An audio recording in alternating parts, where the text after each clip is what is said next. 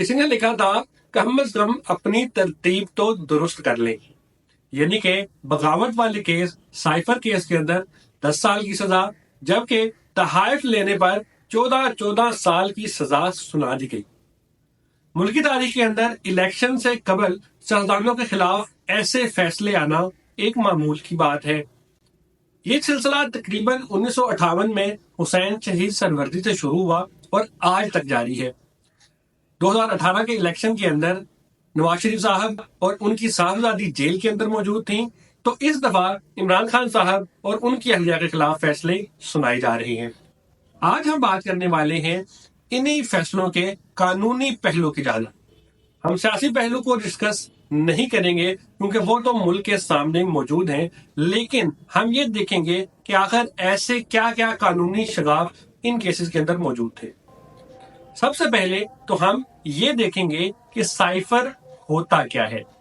Cipher एक ऐसा दस्तावेज होता है जो कि एक कोडेड लैंग्वेज के अंदर किसी भी एक सफारत खाने से दूसरे सफारत खाने के अंदर भेजा जाता है। इसको समझना कोई भी आम इंसान की बस की बात नहीं है, और इसके लिए स्पेशल लोग जो होते हैं किसी भी फॉरेन ऑफिस के अंदर ग्रेड 16 से लेकर 18 तक मौजूद होते हैं, जो कि इसकी कोडेड लैंग्वेज को ट्रांसलेट करते हैं और सिर्फ ऑफिशियल लोगों तक ही इसकी रसाई मुमकिन होती है। साइफर की रसाई चंद लोगों तक ही महदूद होती है और वही लोग इसको पढ़ सकते हैं, और आम पब्लिक के सामने इसका लाना एक जुर्म है।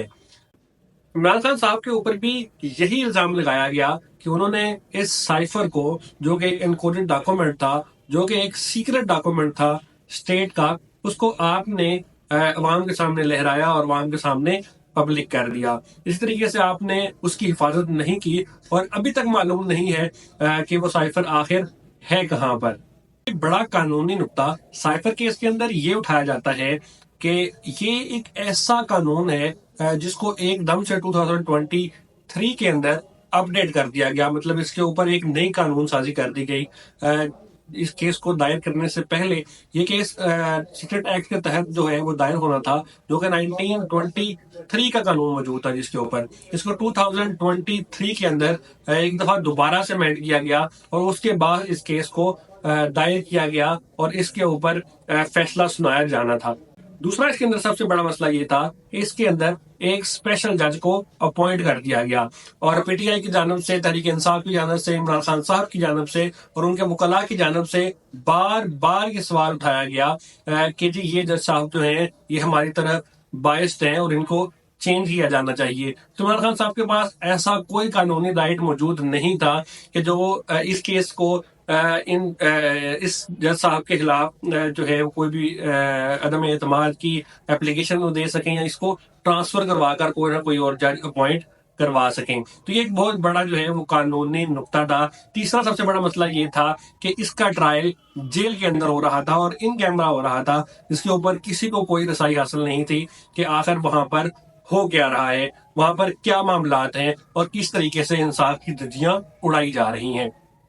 सबसे बड़ा कानूनी शिगाफ साइफर केस के अंदर तब नजर आया जब चंद आखिरी दिन की जो लीगल प्रोसीडिंग थी वो स्टार्ट हुई। वो इस तरह के इमरान खान साहब के वकला जो थे वो बार बार इसको डिले करने के लिए पेश नहीं हो रहे थे, तो अदालत ने इसका हल ये निकाला कि उन्होंने एक स्टेट की जानब से एक वकील को जो है वो अपॉइंट कर दिया कि वो इनकी जिरा करे और इनके बिहाव पर, इमरान खान साहब के बिहाव पर पेश हो। तो वहां पर बेसिकली हो ये रहा था कि गवाह भी जो थे वो स्टेट काउंसिल पेश कर रहे थे, मतलब कि सरकारी वकील गवाह पेश कर रहे हैं और इसी तरीके से सरकारी वकील ही उनके ऊपर जिरा कर रहे हैं। तो इमरान खान साहब को अपनी नुमाइंदगी करने के लिए, अपना डिफेंस लेने के लिए भी कोई वकील फराहम नहीं था।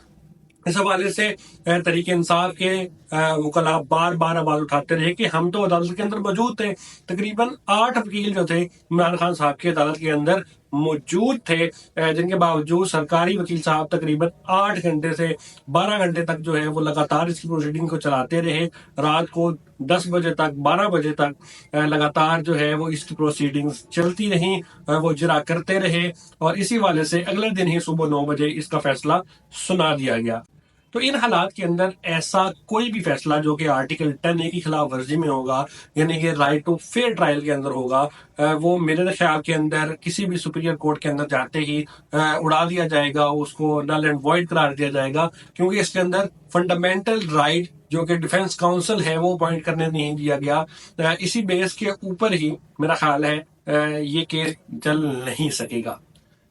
اسی طریقے سے عمران خان صاحب کے توشخانہ کیس کے اندر بھی یہ سوال بار بار اٹھایا جاتا رہا کہ آرٹیکل 10A کی خلاف ورزی ہو رہی ہے، رائٹ ٹو فیئر ٹرائل نہیں دیا جا رہا، وکلاء کو پوری طریقے سے اپنا کام کرنے نہیں دیا جا رہا، اور آخری دن بھی جب 342 کی اسٹیٹمنٹس ریکارڈ ہونا تھی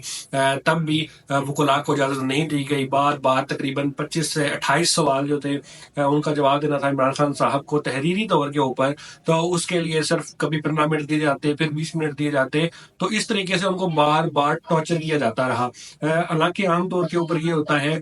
کہ تقریباً 1 ویک کا ٹائم بھی دیا جاتا ہے کہ جی آپ یہ تحریری طور کے اوپر سوال دے دیے جاتے ہیں ملزمان کو، وہ سکون سے اپنے سوالات کو پڑھتے ہیں اور پھر اگلی تاریخ کے اوپر ان کے وکلاء پیش ہوتے ہیں اور وہ اپنا جواب لکھواتے ہیں۔ لیکن ہو یہ رہا تھا کہ یہاں پر جج صاحب نے عمران خان صاحب کو ڈائریکٹلی خود کہہ دیا، بشرا بی بی کو ڈائریکٹلی خود کہہ دیا کہ آپ خود ہی اپنے جوابات جو ہیں وہ لکھواتے رہیں۔ اسی دوران کئی لوگوں نے یہ انکشاف بھی کیا ہے کہ عمران خان صاحب کہہ رہے تھے کہ آپ میری بیگم کو اگر چھوڑ دیں، مطلب کہ وہ اپنے وکلاء سے یہ ڈسکس کر رہے تھے کہ میں یہ ساری چیزیں توشہ خانہ وغیرہ میں اپنے اوپر لے لیتا ہوں اور جو ہے میری بیگم کو چھوڑ دیا جائے۔ تاہم ان کے وکلاء نے ان کو یہ بھی سجیسٹ کیا کہ ایسا نہیں ہونے والا، ایون اگر آپ یہ چیزیں سب کچھ مان بھی لیں اور سب کچھ اپنے اوپر لے بھی لیں، پھر بھی وہ بشرا بی بی کو نہیں چھوڑیں گے۔ تو اس طریقے سے 342 کی اسٹیٹمنٹ کو بہت جلد سے جو ہے وہ سم اپ کیا گیا اور ایک دن کے اندر ہی اس کا فیصلہ سنا دیا گیا۔ اس حوالے سے کافی سارے قانونی شگافات ان دونوں کیسز کے اندر موجود ہیں اور یہ بہت سارے سیاسی سوالات بھی اٹھاتے ہیں اور اسی کے ساتھ ساتھ قانونی سوال بھی اٹھاتے ہیں۔